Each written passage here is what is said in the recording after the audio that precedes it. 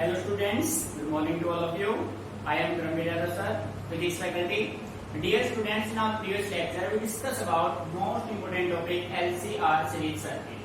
So dear student, जैसा कि हम आपसे पहले कह चुके हैं, फेजर डायग्राम में अपने पास 4 टॉपिक बनते हैं थ्योरेटिकल, 4 टॉपिक बनेंगे मैथमेटिकल. बेटे जैसे कि आपने सबसे पहले टॉपिक सोल्व किया AC circuit containing purely resistor, purely inductor, purely capacitor. फिर आपने इन तीनों को कंबाइन किया. इन तीनों को कंबाइन करने से अपने पास एक नया टॉपिक बना जिसका नाम रखा गया एलसीआर सीरीज सर्किट. सो प्यारे बच्चों, ये 4 टॉपिक आपके थे थ्योरेटिकली फेजर डायग्राम से. अब हम इन्हीं 4 टॉपिक को कैलकुलेट करेंगे मैथमेटिकल वे में और टॉपिक का नाम बनेगा एवरेज पावर. सो सबसे पहले हम फाइंड आउट करेंगे average power purely resistive circuit, फिर इंडक्टिव, फिर कैपेसिटिव और लास्ट में इन तीनों को कंबाइन करके किसका निकालेंगे एलसीआर सीरीज सर्किट का. अब बेटे थ्योरेटिकल का इन सभी मैथमेटिकल में डेफिनेटली यूज होगा और स्टार्टिंग में ही यूज होगा. ठीक है, तो आज के अपने लेक्चर में अपना फर्स्ट टॉपिक स्टार्ट करते हैं. Write down everyone.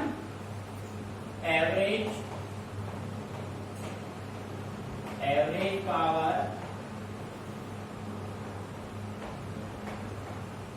Associated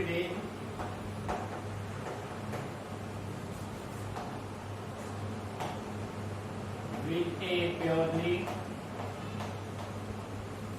resistive circuit.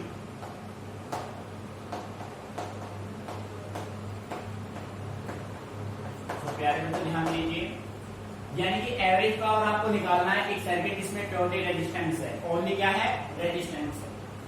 अब देखो भाई, जब आपने थ्योरेटिकल किया, जब आपने प्योरली रेजिस्टिव सर्किट का फेजर जो आपने ड्रॉ किया था और फेजर में आपने देखा था जो आपके पास फर्स्ट इक्वेशन और सेकंड इक्वेशन थे, उन दोनों इक्वेशन से हमने पाया कि V और I दोनों कैसे फेज में थे?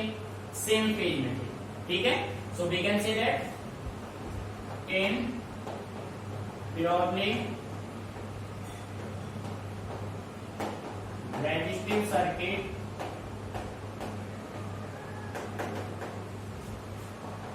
V and I are in same phase. अब बेटे ये देखो, ये सेम फेज में कैसे है? ये आपको ऐसी सर्किट का थ्योरेटिकल कांसेप्ट क्लियर होगा तो ये आप क्लियर कर पाएंगे. ठीक है ना. In purely resistive circuit V and I are in same phase, जो कि हम ऑलरेडी स्टडी कर चुके हैं. So we can say that V is equal to V naught sin omega t and I is equal to I naught sin omega t. बेटे ये आपके पास V equation हो गया. अब दोनों के फेज क्या हैं? सेम. भाई V आपका V naught sin omega t और I आपका I naught sin omega t. V और I instantaneous value, V naught और I naught कौन से वैल्यू हैं? Peak value, sine function, omega t दोनों का क्या हो गया? Phase difference. तो प्यारे बच्चों बात समझ में आ रही है. अब आपको फाइंड आउट करना है एवरेज पावर. बेटे एवरेज पावर फाइंड आउट करने से पहले हम फाइंड आउट करेंगे इंस्टेंटेनियस पावर. ठीक है, so we can say that instantaneous power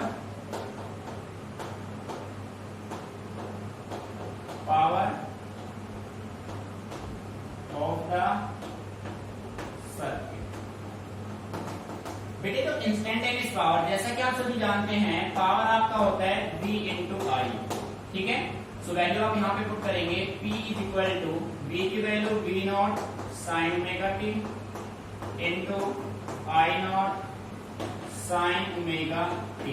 अब प्यारे बच्चों इसको आप सोल्व करेंगे तो ये बनेगा V naught sine square, sorry V naught I naught sine को साइन से मल्टीप्लाई किया, साइन स्क्वायर ओमेगा t.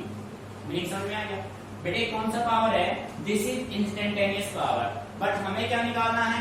हमें फाइंड आउट करना है एवरेज पावर. ठीक है, अब बेटे average power of AC find out करेंगे तो कंप्लीट साइकिल पे होगा. तो आप कह सकते हैं average power of AC over complete cycle बेटे कंप्लीट साइकिल के लिए जो एवरेज पावर होता है उसका फॉर्मूला आपका होगा P average is equal to, बेटे ध्यान देना इसमें, 0 से T P into D t divided by T। बात समझ में आते, ये इंटीग्रेट में नहीं है, 0 से T P into D T by क्या होगा T, या फिर आप इसको ऐसे भी लिख सकते हैं P average is equal to 1 by T 0 से T P into D t. बेटे मीनिंग समझ में आ रहा है? ये आपका फॉर्मूला होता है एवरेज पावर का, ठीक है। अब P की वैल्यू आप यहां से पुट कीजिए, so P average is equal to, बेटे 1 by t as it is, integrate करेंगे 0 से T किसका करेंगे, V naught I naught sine square omega t और इंटू में क्या होगा डी टी। अब बेटे इंटीग्रेशन जो होगा वो किसके रेस्पेक्ट में होगा, with respect to d t, और उस डी टी के रेस्पेक्ट में ये वी नॉट और आई नॉट कैसे टर्म है, कांस्टेंट, सो कांस्टेंट टर्म को आप कॉमन ले लीजिए, so P average is equal to V naught I naught by T integrate 0 से टी।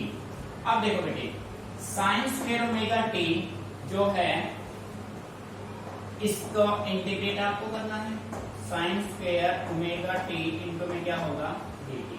अब तो साइन का इंटीग्रेशन तो पॉसिबल है, बट साइन स्क्वायर का इंटीग्रेशन पॉसिबल नहीं है, तो सबसे पहले हम इस टर्म को, इस फॉर्मूले को ब्रेक करेंगे, ठीक है। और जैसा कि आप जानते हैं, but sign square omega T का बेटे फॉर्मूला हम ऑलरेडी डिस्कस कर चुके हैं इसको, इसका फॉर्मूला होता है 1 minus cos 2 omega T by 2। बेटे फॉर्मूला होता है ना 1 minus cos 2 omega t upon 2, किसका फॉर्मूला होता है साइन स्क्वायर ओमेगा टी का, ठीक है। इस वैल्यू को आप पुट कीजिए, तो जो एवरेज बनेगा P average is equal to V naught I naught by 2 sorry by T 0 से T। अब देखो बेटे इस टाइम में कम कर रहा हूं, यहीं पे इस 2 को मैं कॉमन ले लेता हूं, यहाँ पे 2T हो गया, ठीक है। इंटीग्रेशन आप कीजिए सेपरेटली कर लो, ब्रैकेट यहाँ पे यूज कर लो, 0 से T 1 into D T minus 0 से T और cos 2 ओमेगा टी इंटू में क्या होगा भाई डी। बेटे हमने इस फॉर्मूले को वहां पे रखा, 2 कंप्लीट में कॉमन बाहर ले लिया, वहां पे सेपरेटली दोनों को इंटीग्रेट आपने कर दिया, ठीक है। अब देखो बेटे इसका इंटीग्रेशन हम पहले भी कर चुके हैं, इसका इंटीग्रेशन 0 के बराबर होता है ना, तो आप सीधा इसको कर सकते हैं P average is equal to V naught I naught by 2D। बेटे integration 1 into D T, D का इंटीग्रेशन क्या होगा T 0 से T माइनस, बेटे इस कंप्लीट को जब आप सोल्व करेंगे ना तो आपका रिजल्ट आएगा 0, ठीक है। अब देखो पहले की तरह मैं आपको फिर एक्सप्लेन कर देता हूँ कि इसका इंटीग्रेशन 0 कैसे आएगा, बेटे ध्यान देना इस बात पे, ठीक है। अच्छे समझना है आपको, इस कंप्लीट का इंटीग्रेशन 0 होगा, क्यों होगा देखो, यहाँ पे मैं आपको करके दिखा रहा हूँ, कॉपी नहीं करना इस चीज को, बस ओनली समझ लेना है आपको, क्योंकि फिजिक्स में कोई आपसे नहीं पूछेगा कि भाई 0 क्यों है, ठीक है। बस आप 0 रख देंगे, मान लिया जाएगा, पर आपको मैं एक्सप्लेन कर देता हूँ, आपको उस क्यू का मीनिंग पता होना चाहिए भाई, ठीक है। देखो cos 2 omega T into D T को इंटीग्रेट करना है 0 से T। बेटे cos का इंटीग्रेशन होता है साइन ओमेगा टी, तो इसका होगा साइन 2 ओमेगा टी हो गया, और 2 ओमेगा का क्या हो जाएगा 2 ओमेगा, 2 ओमेगा टी का क्या हो जाएगा 2 ओमेगा, और लिमिट आपके अप्लाई होंगे 0 से T। अब देखो बच्चे यहाँ से 1/2 ओमेगा कॉमन ले लो, साइन एज इट इज 2, बेटे ओमेगा मींस होता है 2 पाई बाई टी, बेटे ध्यान देना है ओमेगा होता है 2 पाई बाई टी, और टी की वैल्यू क्या रखेंगे T माइनस, इस कंप्लीट को 0 से मल्टीप्लाई करोगे तो क्या हो जाएगा 0, ठीक है।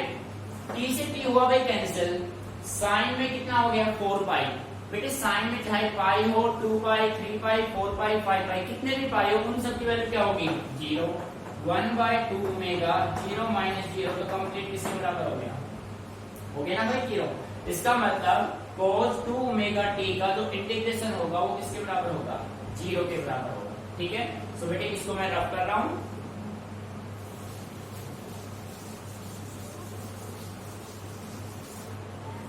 क्लियर? अब अपने टॉपिक को आगे बढ़ाते हैं। देखो भाई बेटे यहां से 0 हो गया, P average is equal to V naught I naught by 2T। अब बेटे लिमिट अप्लाई होगा, upper limit minus lower limit. ठीक है, ये तो 0 है, so P average is equal to V naught I naught by 2T into T. T से T हो गया कैंसिल आउट। तो बेटे आप इसको ऐसे भी तो राइट कर सकते हैं, इस 2 को आप ऐसे लिख सकते हैं V naught by root 2 into I naught by root 2।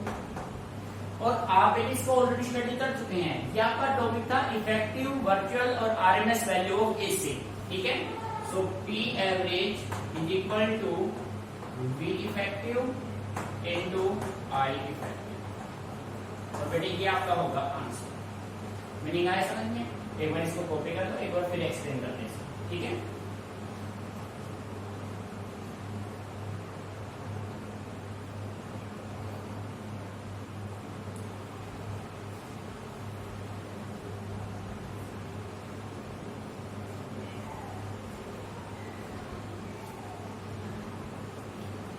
So students stop writing, focus on board completely. बेटे आपको फाइंड आउट करना था average power associated with a purely resistive circuit. अब देखो थ्योरेटिकल में आपने स्टडी किया था, in purely resistive circuit V and I are in same phase. V और I कैसे फेज में होते हैं भाई? सेम फेज में होंगे। सो V की value V naught sine omega t, I की वैल्यू थी I naught sine omega t। दोनों के फेज क्या है? दोनों के फेज सेम है। बेटे आपको निकालना है average power. So average power से पहले हम फाइंड आउट कर लेते हैं instantaneous power. Instantaneous power of the circuit आपका होगा, पावर होता है V इंटू I। आपने V की वैल्यू पुट की, I की वैल्यू पुट की। V आपका हो गया V naught I naught, sine को मल्टीप्लाई साइन से करोगे साइन स्क्वायर ओमेगा t। ठीक है, फिर बेटे आपने फाइंड आउट किया average power of AC circuit over complete cycle. So आपका फॉर्मूला ही बनेगा 0 से t p dt by t। आप इसको ऐसे भी राइट कर सकते हैं 1 बाई t 0 से t p इंटू dt। यहाँ पे आपने वैल्यू पुट कर दिए। अब बेटे V नॉट और I नॉट इस dt के रेस्पेक्ट में क्या थे? कांस्टेंट थे, तो इनका इंटीग्रेशन पॉसिबल नहीं है, तो ये आपने कॉमन ले लिया। ठीक है, साइन स्क्वायर ओमेगा t का डायरेक्टली इंटीग्रेशन पॉसिबल नहीं है, तो आपने इस फॉर्मूले को ब्रेक किया। साइन स्क्वायर ओमेगा t होता है 1 minus cos 2 omega t by 2। Meaning आ रहा है समझ में? इस वैल्यू को आपने यहाँ पे रखा, दोनों को सेपरेट किया, 2 कॉमन ले लिया, 1 into dt minus cos 2 omega t into dt। बेटे dt का इंटीग्रेशन t हुआ, इस कंप्लीट का इंटीग्रेशन क्या होगा? 0 होगा।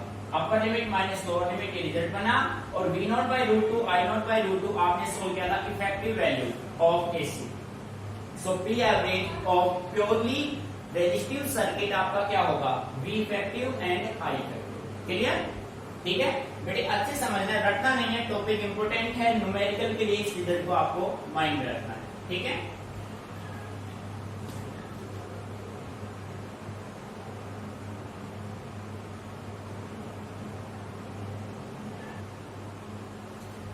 so dear students, next we talk about average power associated with a purely inductive circuit. Purely inductive circuit. So प्यारे बच्चों, आपने थ्योरेटिकल जो फेलियर में जो स्टडी किया था उसमें आपने पाया था, जब आपने इक्वेशन फर्स्ट और सेकंड को इक्वेट किया तो अपने पास एक रिजल्ट बना था, V लीड करता था I को एक फेज डिफरेंस पाई बाय 2 से। ठीक है, so we can say that in purely inductive circuit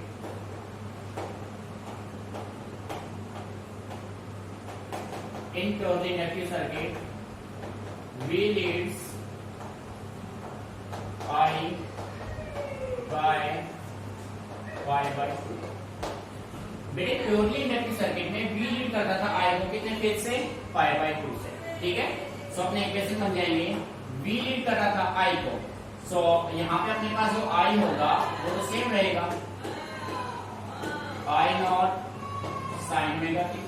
ठीक है, V लीड कर रहा है I को कितने फेज से? पाई बाय 2 से, so V equal to V naught sine omega T plus pi by 2। बेटे यही होगा ना।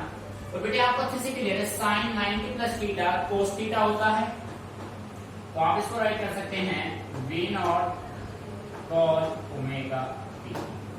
यहां तक कोई प्रॉब्लम नहीं? समझ में आ गया भाई कैसे आया, इक्वेशन कैसे बना? ठीक है। तो बेटे अब आप निकाल लीजिए यहां से instantaneous power of the circuit. बेटे जो इंस्टेंटेनियस पावर होगा, पावर आपका होता है V इंटू आई। ठीक है, यहां पे आप वैल्यू पुट कर दीजिए। V की वैल्यू आपके पास V not cos omega T into I naught sine omega. ठीक है बेटे, इस बात पे ध्यान देना, P आपका बनेगा V naught I naught sine omega T into cos omega. ठीक है, अब देखो ये कोई फॉर्मेशन नहीं बन रहा है, तो हम क्या कर सकते हैं यहाँ पे, हम इसको 2 से मल्टीप्लाई और 2 से डिवाइड कर देते हैं, तो एक मैथमेटिकल फॉर्मूला बन जाएगा। Multiply and divide by 2 on right hand side. ठीक है बेटे, so P is equal to V naught I naught 2 sine omega T cos omega T divide कर दीजिए 2 से। अब प्यारे बच्चों, ये आपका एक मैथमेटिकल फॉर्मूला होता है। So P is equal to V naught I naught, ये फॉर्मूला होगा आपका, ये फॉर्मूला होता है पर आपका ये वाला साइन 2 ओमेगा टी, और 2 आपका किस में रहेगा, डिवाइड। देखो बेटे, 2 sine theta cos theta formula होता है साइन 2 थीटा। नहीं समझ में आ गया यहाँ पे? अब ये तो आपका हो गया इंस्टेंटेनियस पावर। अब आपको फाइंड आउट करना है कौन सा, एवरेज पावर। ठीक है, so now average power of AC over complete cycle. तो एवरेज पावर बेटे पी एवरेज जो है वो आपका क्या होता है, 1/t 0 से t और t इंटू क्या होगा, dt होगा। ठीक है बेटे, वैल्यू पुट कर लेते हैं। P average is equal to 1/t 0 से t p dt। बेटे p की वैल्यू क्या है, V नॉट आई नॉट, ठीक है, साइन 2 ओमेगा टी डिवाइड किससे करना है, 2 से, इंटू में क्या है, डी। अब प्यारे बच्चों ये देखो, V नॉट आई नॉट इस dt के रेस्पेक्ट में कांस्टेंट टर्म है, सो ये इंटीग्रेट नहीं हो सकते, तो कॉमन ले लो इनको।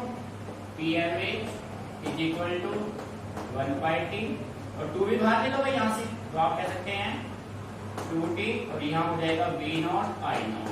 ठीक है, इंटीग्रेट किसका करना है भाई, 0 से t sine 2 omega T into में क्या होगा, dt।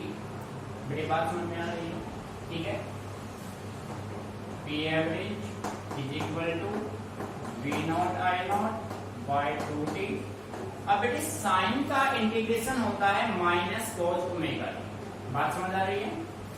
इसका होगा minus cos 2 omega T by 2 omega. बेटे ध्यान देना, साइन का इंटीग्रेशन होता है minus cos।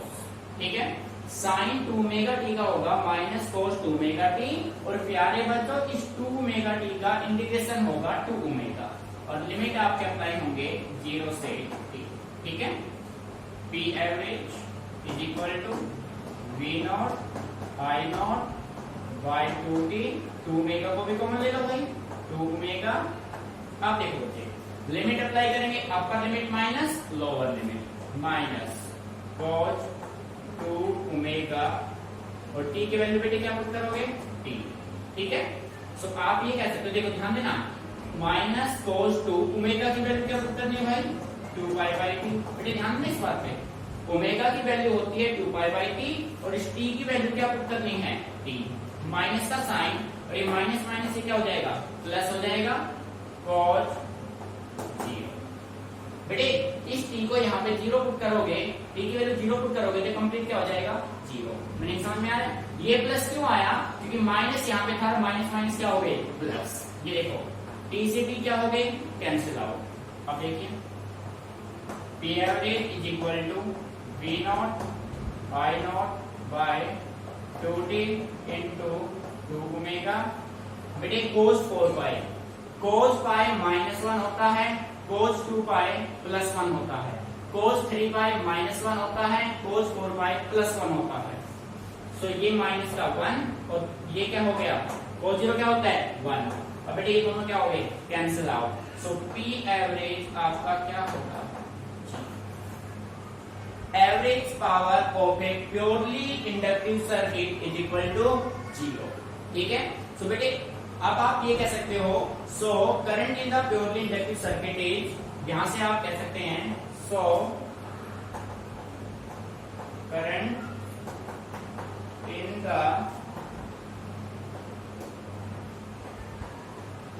Purely inductive circuit is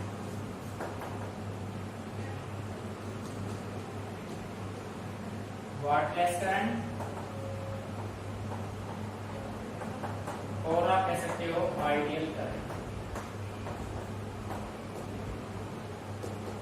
बेटे ध्यान दीजिए, जब किसी भी सर्किट का एवरेज पावर, जब किसी भी सर्किट का एवरेज पावर 0 आए तो आप कह सकते हैं उसका जो करंट होगा ना, वो कैसा करंट होगा, वाटलेस करंट या फिर कैसा होगा, आइडियल करंट होगा।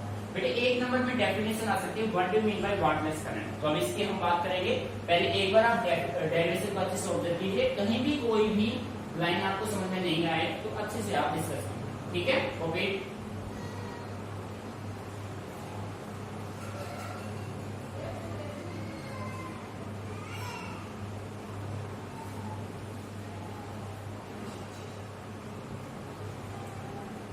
बेटे एक बार फिर इसको समझा देते हैं। देखो भाई आपको निकालना था average power associated with a purely inductive circuit. बेटे देखो प्योरली इंडक्टिव सर्किट जब हमने उसको फेजर रिप्रेजेंट किया था तो वहां पे हमने पाया कि प्योरली इंडक्टिव सर्किट में V लीड करता है I को π/2 से। सो I आपका I naught sin omega t as it is रहेगा, बट V लीड करेगा ओमेगा t को π/2 से, तो ये फॉर्मेशन बनेगा। अब बेटे आपने देखा sin 90 plus theta cos theta होता है, तो ये बन गया cos ओमेगा t। ठीक है ना, आपने फाइंड आउट किया instantaneous power of the circuit, P equal to V into I, value आपने पुट की। अब देखो ये फॉर्मूला, ये कोई फॉर्मेशन नहीं है, तो हमने क्या किया, इसको 2 से मल्टीप्लाई 2 से डिवाइड कर दिया, तो 2 sin theta cos theta formula होता है sin 2 थीटा का, तो ये बन गया फॉर्मूला। ठीक है भाई, फिर आपने फाइंड आउट किया एवरेज पावर ऑफ AC और कंप्लीट साइकिल, जिसका फॉर्मूला होता है 1/t velocity P into dt।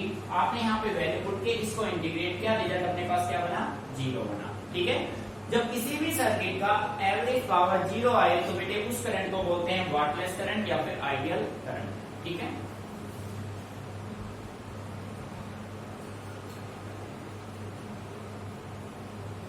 बेटे आपसे डेफिनेशन पूछी जाएगी, what do you mean by wattless current. ध्यान से सुनना, आप कहेंगे the current of a circuit is said to be wattless और ideal if the average power associated with it is 0। यदि किसी सर्किट का एवरेज पावर 0 आता है तो उसका जो करंट होगा वो वाटलेस और कैसा होगा, आइडियल। ये डेफिनेशन आपको बतानी है अलग से, वाटलेस करंट। ठीक है, वाटलेस करंट में be defined as the current of a circuit is said to be wattless if the average power associated with it is 0। ठीक है, क्लियर बेटे, ओके हो गया, रब कर दें इसको।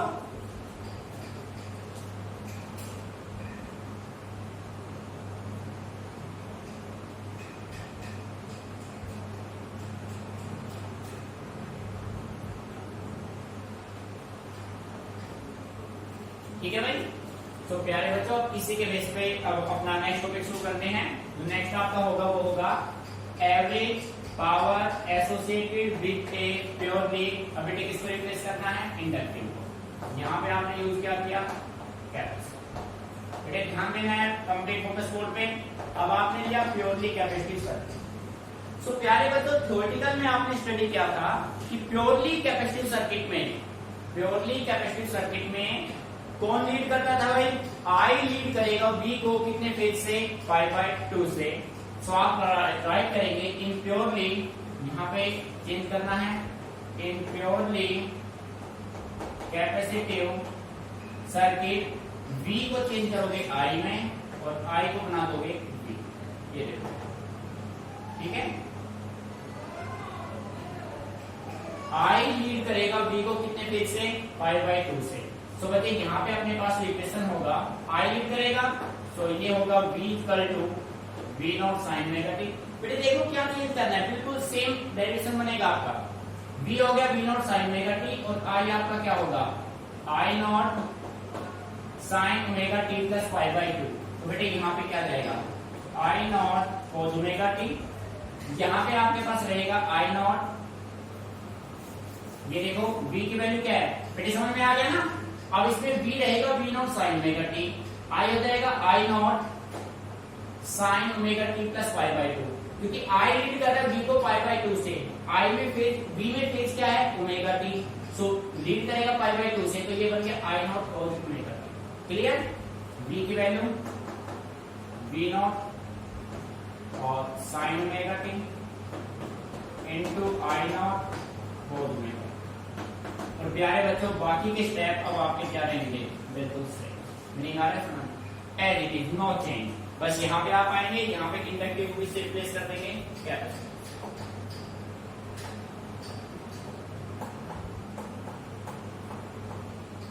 ठीक है बेटे, ये बन गया क्या? बेटे चेंजेस को अच्छे से ऑब्जर्व कीजिए, कहीं भी कोई भी प्रॉब्लम आती है तो आप डिस्कस करो, ठीक है। अच्छे से ऑब्जर्व करना है, एक एक चेंज को रटना नहीं, चीजों को समझ के चलना है। देखो बिल्कुल आसान हो गया, बस ये 2 स्टेप ध्यान रखने। ये लाइन मेन है, ये लाइन जिस बच्चे ने सही तरीके से मेंटेन कर ली, पूरा डायरेक्शन अपने आप हो जाएगा, ठीक है। तो बेटे समझ गए ना ये लाइन कितना इंपॉर्टेंट है, इसी पे डिपेंड कर रहा है पूरा डायरेक्शन आपका। क्लियर?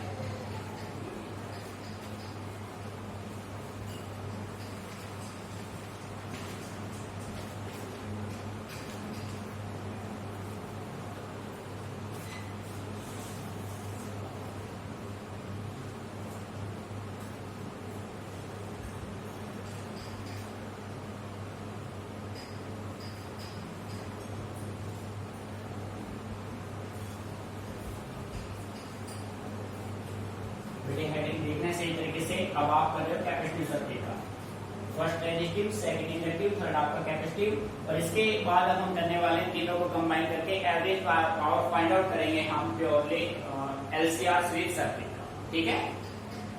तो बेटे ये ध्यान देने, देखो इस स्टेप के बाद यहाँ, इसके बाद सारे स्टेप आपके जो इंडक्टिव में थे सेम आपके किसमें आएंगे? कैपेसिटिव में। फिर आपने देखा कि आपका जो एवरेज पावर है वो आपका 0 आ गया।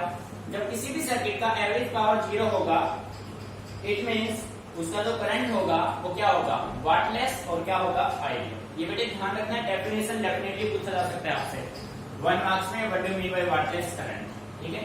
सेकेंडली कोई बच्चा गलती से गए इंडक्टिव में कर दे भाई आई लीड करेगा, बेटे ऐसा बिल्कुल नहीं चलेगा। आपने कंसेप्ट को पढ़ा हुआ है, ठीक है, तो फेजों से आपने जो फाइंड आउट किया वहीं पे आप इंडिकेट करेंगे। बात समझ आ रही है? कोई बच्चा कैपेसिटिव में यहाँ पे भी कर दे, यहाँ पे आई कर दे, तो बेटे फर्स्ट लाइन में ही पूरा डेरिवेशन आपने अगर सही कर दिया, ये लाइन आपकी रॉन्ग है, तो ये समझ लीजिए 0 मार्क्स मिलेंगे। तो इसलिए ये लाइन मोस्ट इंपोर्टेंट है जो कि फेजों से आपको मिलेगी, ठीक है। माइंड में रखिए, डेरिवेशन तो आपका वही बनेगा जाके लास्ट में, ठीक है। तो आपको बेसिकली इस लाइन का ध्यान रखना है, इस लाइन